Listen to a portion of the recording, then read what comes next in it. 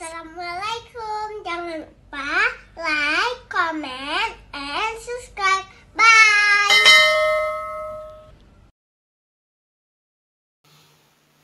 Assalamualaikum warahmatullahi wabarakatuh. Alhamdulillahilladzi an'amana bi ni'matil iman wal islam wassalatu wassalamu ala sayyidil anam nabiyina wa habibina Muhammadin sallallahu alaihi wasallam.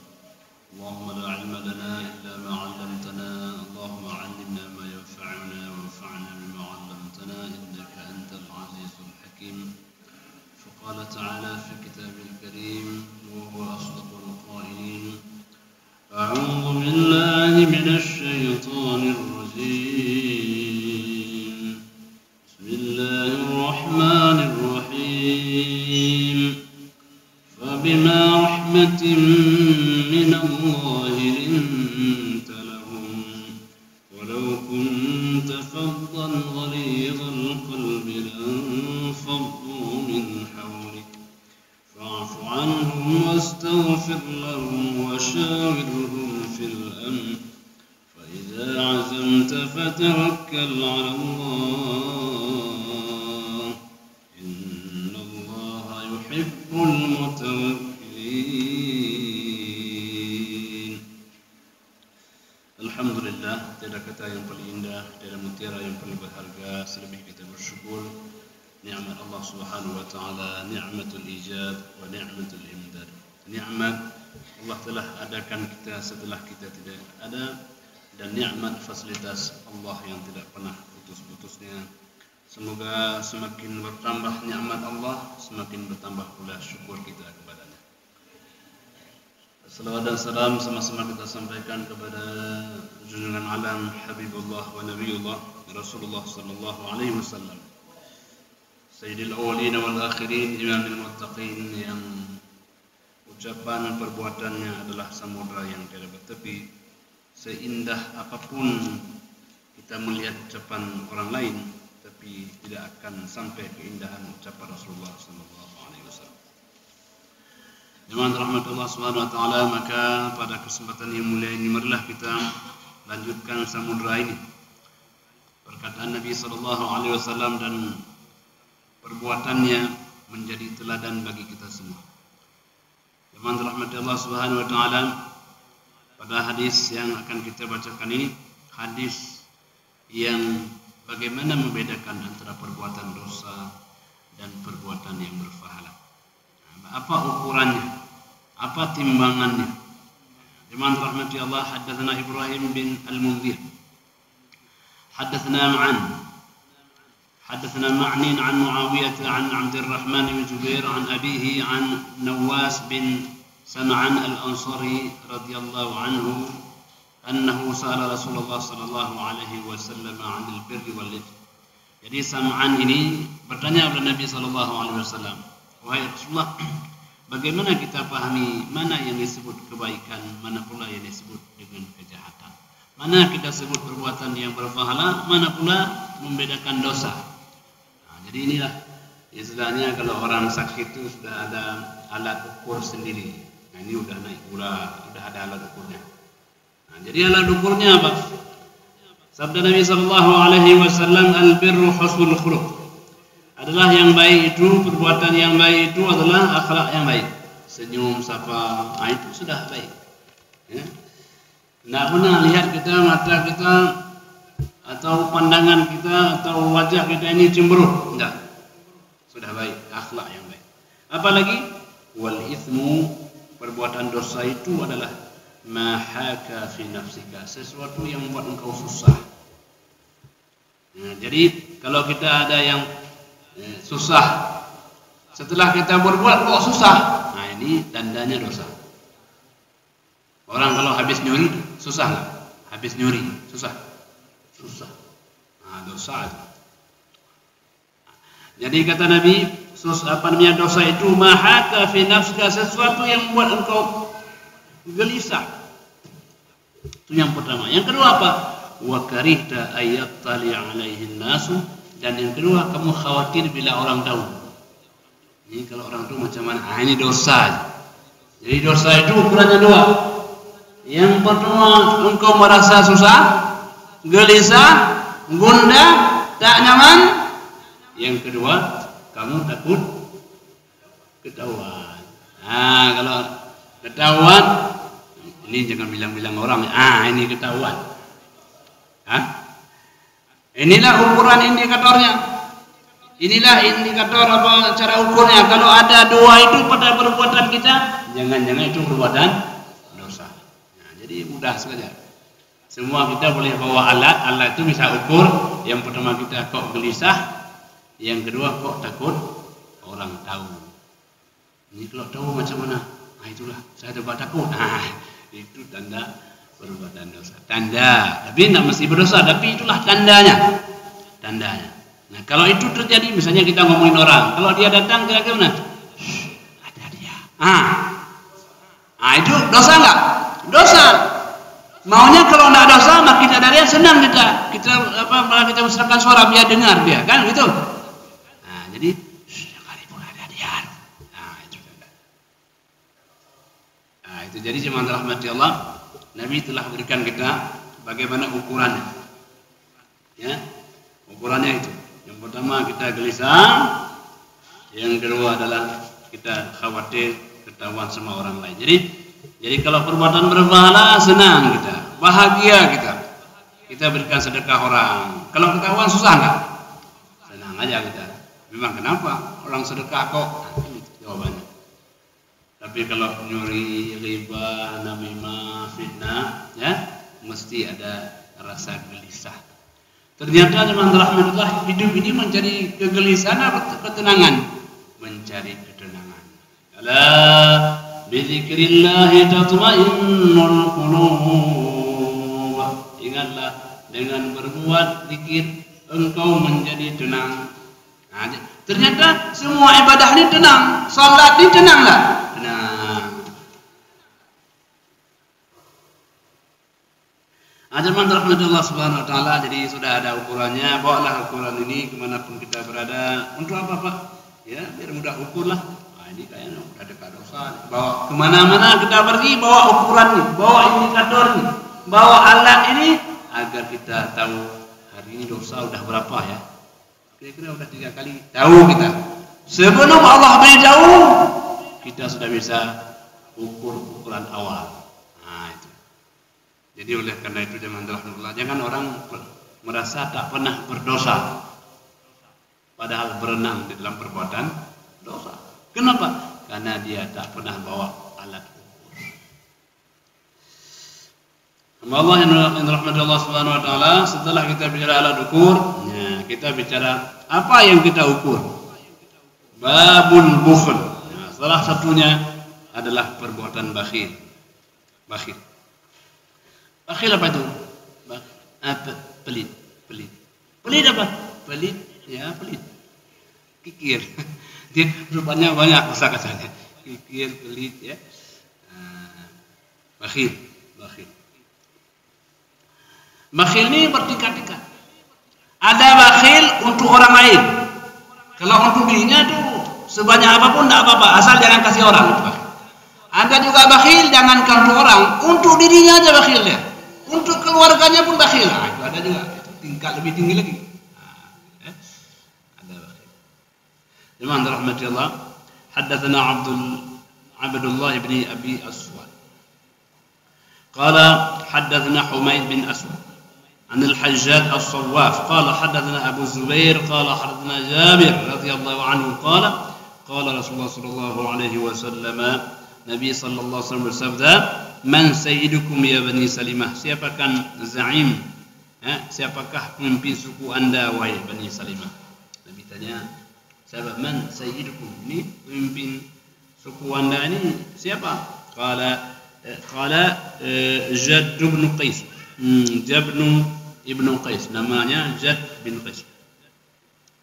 Ala anna nubakhiru, hanya saja ini kepala suku kami ini kami anggap bakhil, keriat. Bakhil. Kalau makan menghadap ke dinding, itu kan gitu ya. Kalau masuk warung menghadap ke dinding biar enggak nampak orang. nampak bakhilnya. Nampak bakhil. Ada orang sini makan yuk. Ada gitu. Ada yang lain yang jangan sampai kelihatan orang.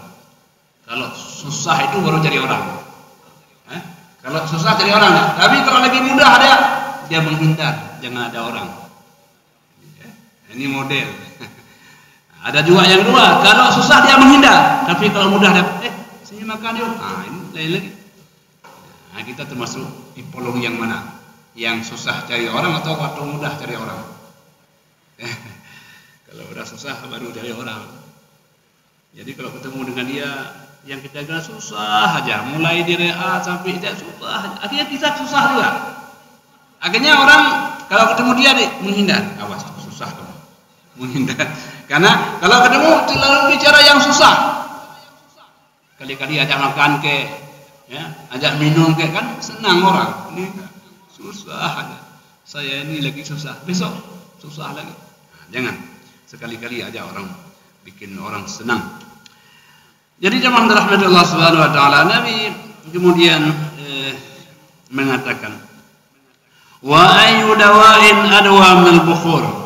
Wa ayu dawa'in adwa minal bukhul. Kira-kira obat apa ini? Obat yang paling dapat mengobati bakhil. Kan penyakit. Orang bakhil tidak akan kaya. Dan orang kaya tidak akan bakhil. Harusnya. Tapi kalau ada orang kaya yang bakhil, itu tidak kaya namanya. Kenapa? Karena yang disebut orang kaya apa? Orang yang bisa memberi. Itu kaya. Ya, karena faqidu syai' la yu'ti. Orang yang tak punya tak bisa memberi. Selama kita tak beri, kita miskin walaupun kaya. Dia miskin dalam kekayaan. Orang kaya dalam kemiskinan. Walaupun dia miskin, tapi dia beri akhirnya orang bilang ini kaya apa? Masa? Iya. Nah, maka Nabi walaupun belum miskin, tapi belum adalah orang yang kaya. Buktinya apa? Orang yang tidak punya mesti ke Nabi. Ya Rasul, saya tidak punya, ke Nabi. Padahal dia tahu Nabi miskin. Tetapi kenapa? Orang yakin Nabi itu adalah kaya walau dalam keadaan miskin. Maka hebatlah orang yang kaya dalam kekayaan.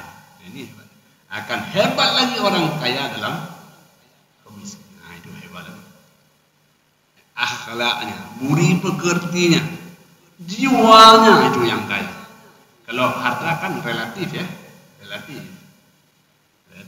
Kadang-kadang orang bilang sekian kaya, ada yang sekian kaya, relatif. Tapi hati ini yang penting kaya. Jadi hendaklah kita kayakan hati sebelum kayakan harta. Memang sudah kaya kita hati. Jadi memang rahmatullah itu yang paling penting.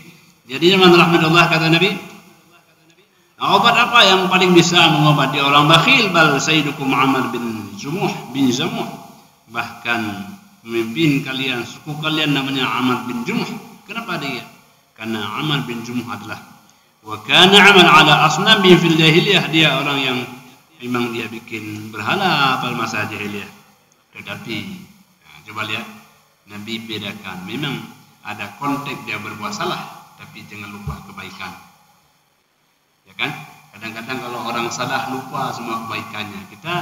Istri kita salah sekali, tapi baiknya berkali-kali. Hanya sekali dia salah, melupakan semua kebaikan. Engkau tidak pernah berbuat baik, padahal sekali aja dia berbuat salah. Jangan pernah seperti itu. Jangan gara-gara dia kurang sekali, selalu kita ungkit kekurangan yang sekali. Kita lupa kebaikannya yang berkali-kali. Itu tidak baik dan sangat tidak baik. Nabi luar biasa, mengatakan wa kana Amr ala asnam bil jahiliyah. Jadi Nabi mengungkapkan apresiasinya orang yang pada masa jahiliyah dia berhala. Tetapi dalam hadis dikatakan wa kana yulim Rasulullah sallallahu alaihi wasallam. Tapi ketika ada perkawinan dia memberikan walimah, memberikan kenduri kepada orang, memberikan makan kepada orang. Memang salah satu sisi, tapi tak boleh kita melupakan kebaikan-kebaikan dari sisi yang lain. Ini jemaah rahmati Allah. Akhlak yang baik tak boleh kita lupakan. Memang akhlak yang buruk harus dihapuskan, tetapi akhlak pun yang baik harus kita berikan penghargaan. Kan sering dalam keluarga siapapun, saya juga begitu. Kalau suami sekali salah, dia bilang, bapak nak pernah bawa pulang apa-apa, nak pulang apa-apa. Sekali aja lupa bawa pulang. Istri juga begitu. Jemaah rahmatullah subhanahu wa ta'ala. Nah, jadi ini adalah al-bukhl, bakhil. Haddatsana Hammad bin Salam qala haddatsana Hushaim an Abdul Malik ibn Umair qala haddatsana Warrad katib al-Mughirah qala kataba Muawiyah ila al-Mughirah bin Syu'bah.